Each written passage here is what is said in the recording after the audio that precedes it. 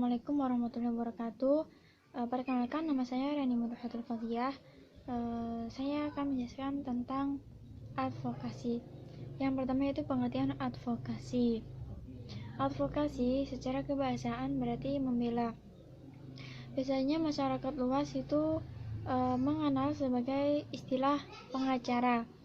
Orang yang berprofesi untuk melaksanakan advokasi disebut dengan advokat, baik di dalam pengadilan maupun di luar pengadilan. Sedangkan menurut Edi Suharto, advokat atau advocator dalam bahasa Belanda berarti pengacara atau pembela. Karenanya tidak heran jika advokasi sering diartikan sebagai pembela kasus atau berbicara di pengadilan.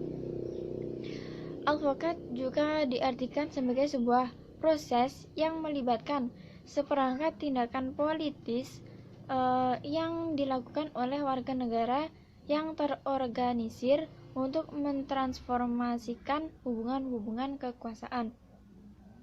Advokasi juga merupakan langkah merekomendasikan gagasan kepada orang lain atau menyampaikan suatu isu penting untuk dapat diperhatikan masyarakat serta mengarahkan perhatian para pembuat kebijakan untuk mencari penyelesaiannya serta membangun dukungan terhadap permasalahan yang diperkenalkan dan mengusulkan bagaimana cara penyelesaian masalah tersebut. Selanjutnya yaitu prinsip-prinsip advokasi. Menurut Edi Suharto, menjelaskan ada beberapa prinsip yang bisa dijadikan pedoman dalam merancang advokasi yang sukses. Prinsip tersebut itu ada 3, yaitu realistis, sistematis, dan praktis.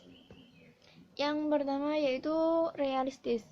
Advokasi yang berhasil bersandar pada isu dan agenda yang spesifik, jelas, dan terukur atau measurable. Maksudnya yaitu seorang advokasi itu harus berpikir realistis, kenyataan, tidak mengada-ngada. Karena apabila seorang advokasi itu mengada-ngada, bukannya menyelesaikan permasalahan, malah akan menambah permasalahan.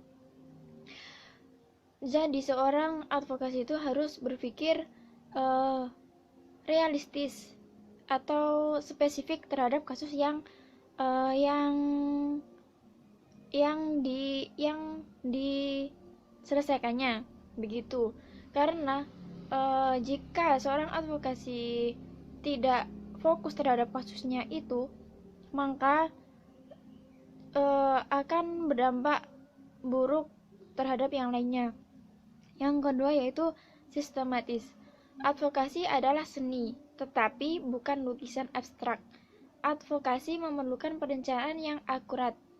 If well file to plan, we plan to file. Artinya jika kita gagal merencanakan, maka itu berarti kita sedang merencanakan.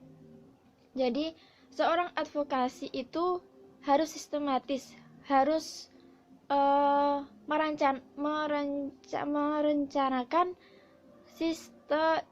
sistematis atau strategi yang akurat, sehingga dalam memecahkan kasus tersebut itu bisa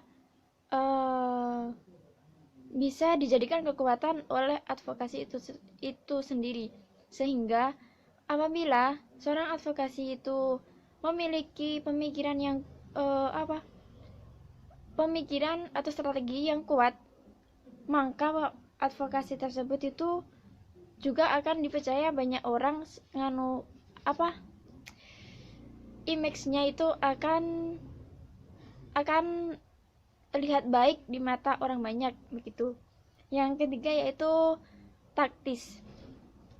Dimaksud taktis di sini yaitu pekerja sosial harus membangun koalisi, aliansi atau sekutu dengan pihak lain. Yaitu di sini maksudnya itu seorang advokasi itu dianjurkan untuk memiliki pendukung atau sekutu, tidak bekerja sendiri. Sehingga apabila seorang advokasi itu memerlukan sesuatu hal yang mendesak, maka dia itu bisa lebih mudah untuk menyelesaikannya karena adanya sekutu-sekutu yang mendukung advokasi tersebut.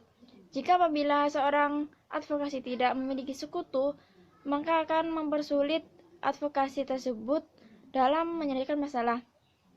Sekutu di sini itu dibagi menjadi dua, yaitu sekutu dekat dan sekutu jauh. Sekutu dekat biasanya dinamakan atau lingkar inti, yaitu kumpulan orang atau organisasi yang menjadi penggagas, pemarkasa, penggerak, dan pengendali utama seluruh kegiatan advokasi. Sedangkan sekutu jauh adalah pihak-pihak lain yang mendukung kita, namun tidak terlibat dalam gerakan advokasi secara langsung. Sekian dari saya. Bila ada kesalahan, saya mohon maaf. Wabillahi taufiq wal hidayah. Wassalamualaikum warahmatullahi wabarakatuh.